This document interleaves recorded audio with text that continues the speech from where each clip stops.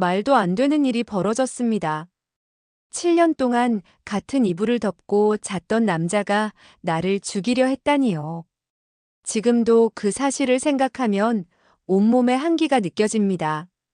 내 인생의 가장 큰 위기였던 그 끔찍한 사건을 처음부터 이야기해 볼게요. 저는 서민정입니다. 평범한 회사원이었고 7년 전 직장 동료였던 김준호와 결혼했어요. 우리의 결혼 생활은 겉으로 보기에 안정적이었습니다. 큰 싸움 없이 평화롭게 지냈고 서로 배려하며 살았죠. 경제적으로는 조금 빠듯했지만 그것도 나름대로 함께 극복해 나가고 있었습니다. 준호는 중소기업 영업부에서 일했고 저는 같은 회사 인사팀에서 근무했어요. 같은 회사에 다니니 출퇴근도 함께하고 일상의 많은 시간을 공유했습니다. 그러다 보니 서로에 대해 모든 것을 안다고 생각했죠. 하지만 그건 착각이었어요. 사람은 절대 완전히 알 수 없다는 말이 이렇게 무서운 진실이었을 줄 몰랐습니다. 2023년 봄 모든 것이 변하기 시작했어요. 준호의 행동이 조금씩 달라졌습니다. 퇴근 시간이 늦어졌고 주말에도 급한 업무를 핑계로 자주 외출했죠. 처음에는 단순히 회사 사정이 안 좋아져서 영업 실적에 부담을 느끼는 거라 생각했어요.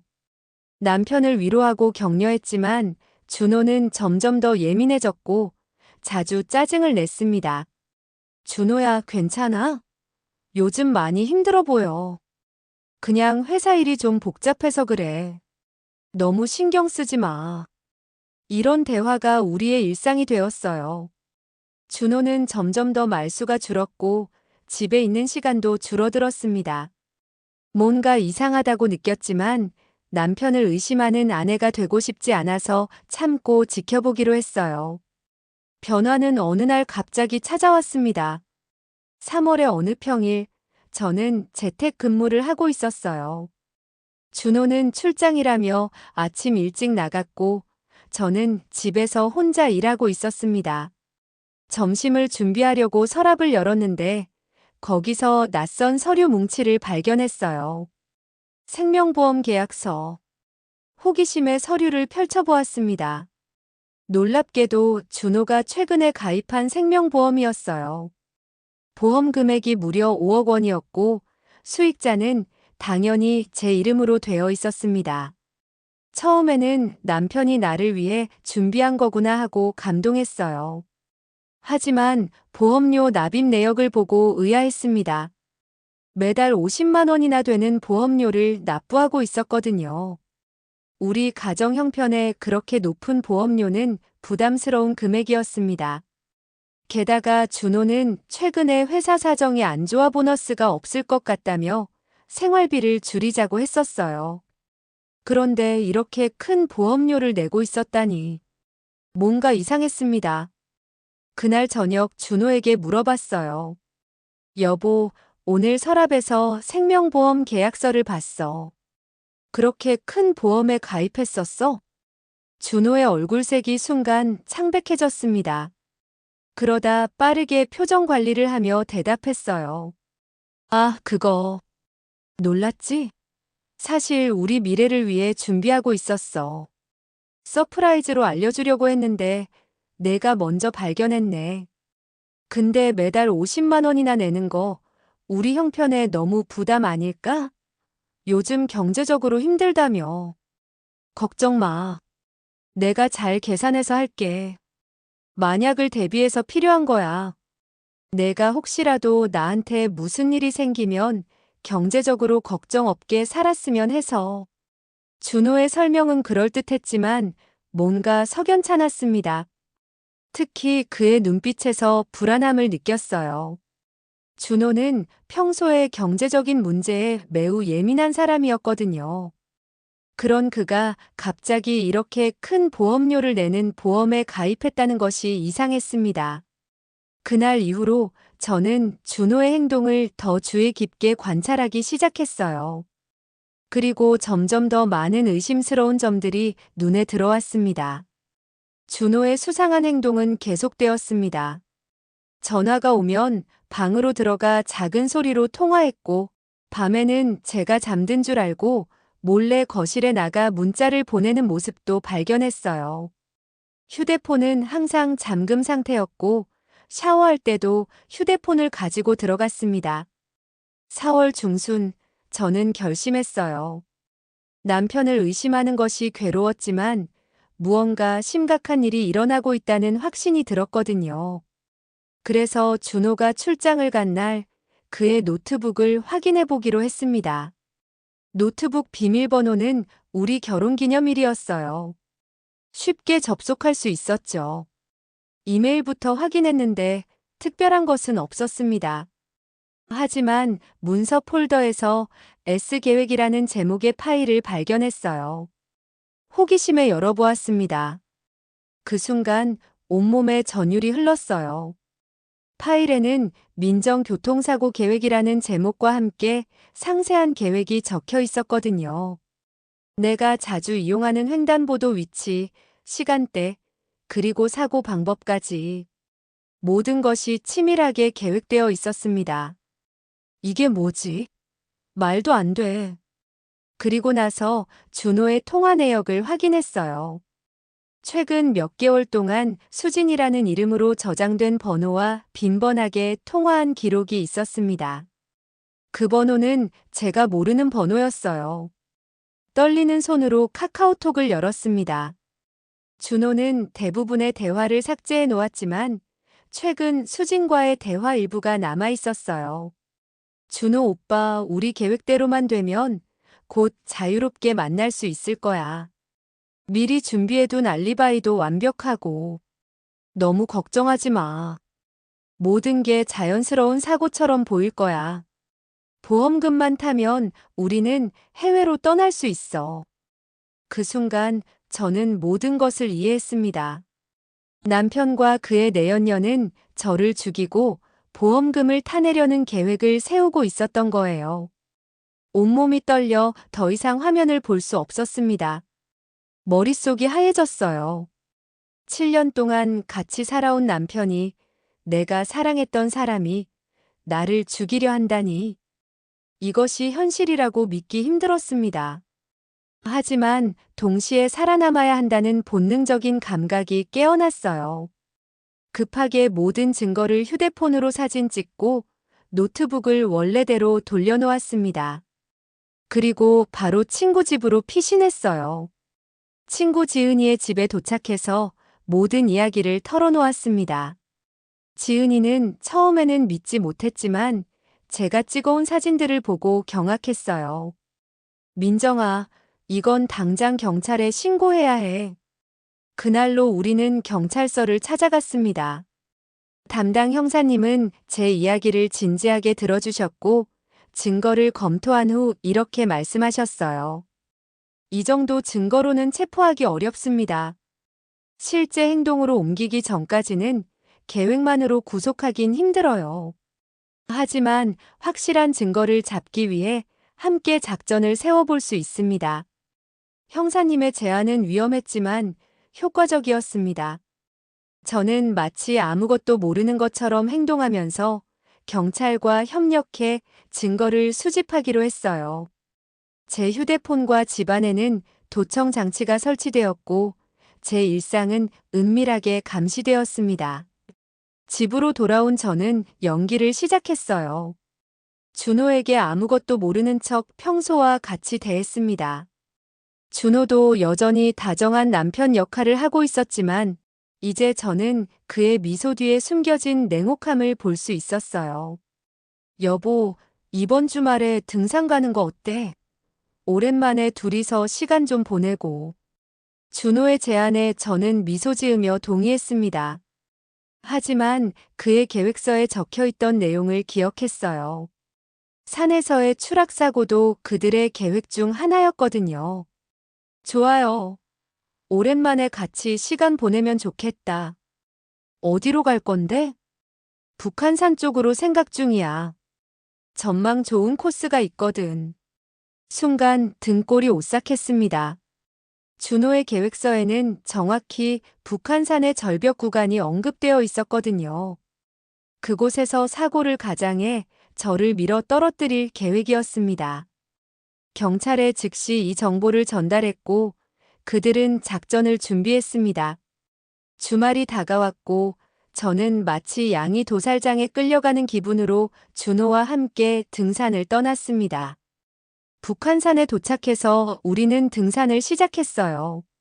준호는 평소보다 더 다정했고 자꾸 제게 물과 간식을 건네며 체력을 걱정했습니다. 모든 것이 의심스러웠지만 저는 최대한 자연스럽게 행동했어요. 여기 경치 정말 좋다. 잠깐 쉬었다 갈까? 사진 한 장 찍자. 준호가 절벽 가까이로 저를 이끌었을 때 심장이 요동쳤습니다. 하지만 저는 용기를 내어 따라갔어요. 경찰이 변장한 등산객으로 주변에 배치되어 있다는 것을 알고 있었거든요. 절벽 가장자리에 서서 사진을 찍는 척하던 순간 준호의 표정이 변했습니다. 그의 눈에서 차가운 결의가 느껴졌어요. 순간 제 등 뒤로 그의 손이 다가오는 것을 느꼈습니다. 여보, 조심해. 준호가 갑자기 저를 잡아당기는 순간 숨어있던 경찰들이 뛰어나왔습니다. 김준호 씨, 움직이지 마세요. 경찰입니다. 준호의 얼굴이 창백해졌고 그 자리에서 체포되었습니다. 저는 그 자리에 주저앉아 울음을 터뜨렸어요. 안도감과 배신감, 공포가 한꺼번에 밀려왔습니다. 경찰서에서 준호의 휴대폰이 압수되었고 그의 내연녀 윤수진도 체포되었습니다. 그녀는 준호보다 10살 어린 여성이었고 준호의 회사 신입사원이었어요. 두 사람의 관계는 1년 전부터 시작되었다고 합니다. 수사 과정에서 더 충격적인 사실들이 드러났습니다.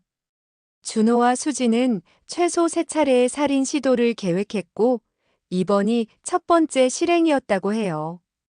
그들의 계획은 처음에는 교통사고로 위장하려 했지만 등산 중 추락사고가 더 자연스러울 것이라고 판단해 변경했던 것입니다.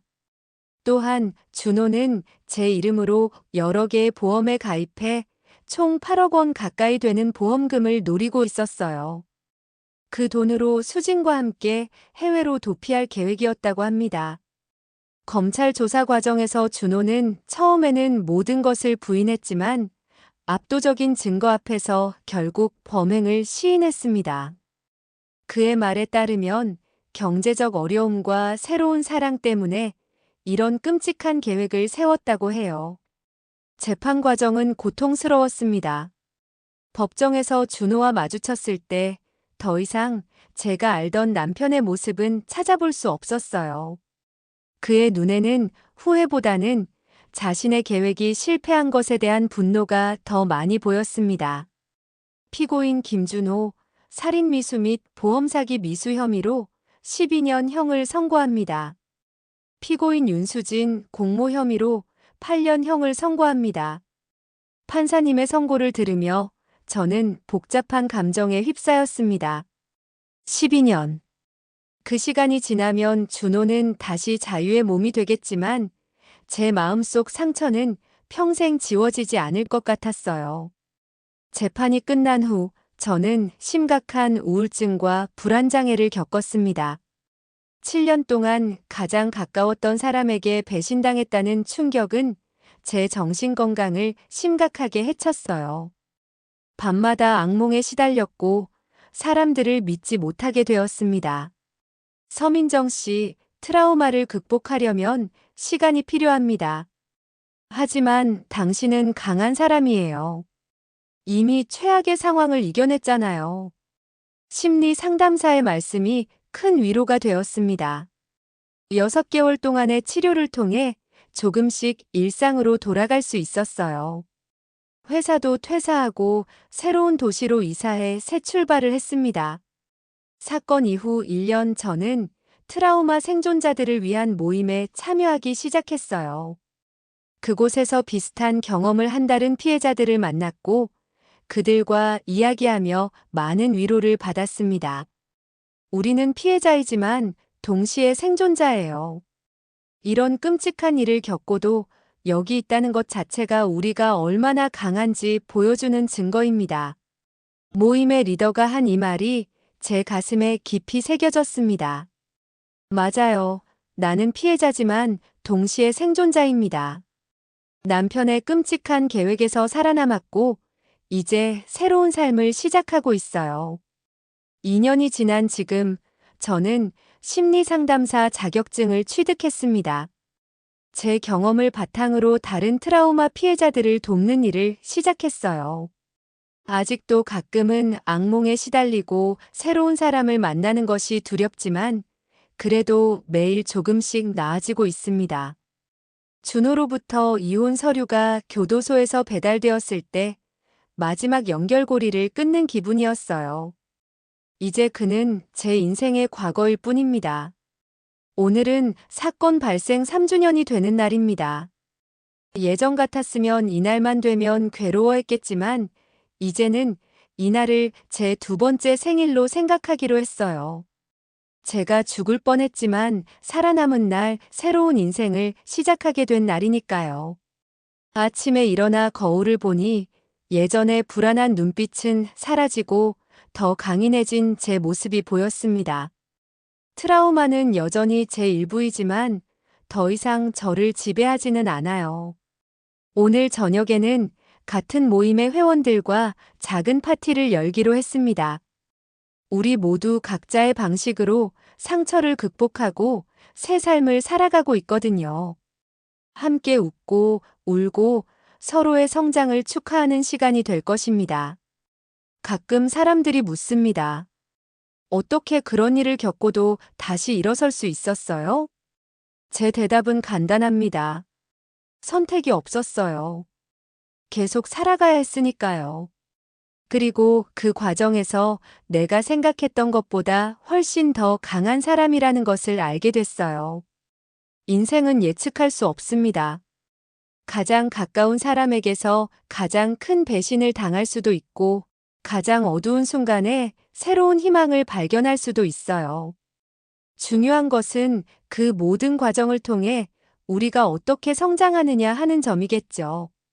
오늘 밤 생존자들과 함께하는 자리에서 저는 작은 연설을 준비했습니다. 말도 안 되는 일이 벌어졌지만 우리는 여전히 여기 있습니다. 상처받았지만 부서지지 않았고 두려웠지만 도망치지 않았습니다. 우리의 이야기가 어둠 속에 있는 누군가에게 빛이 되길 바랍니다.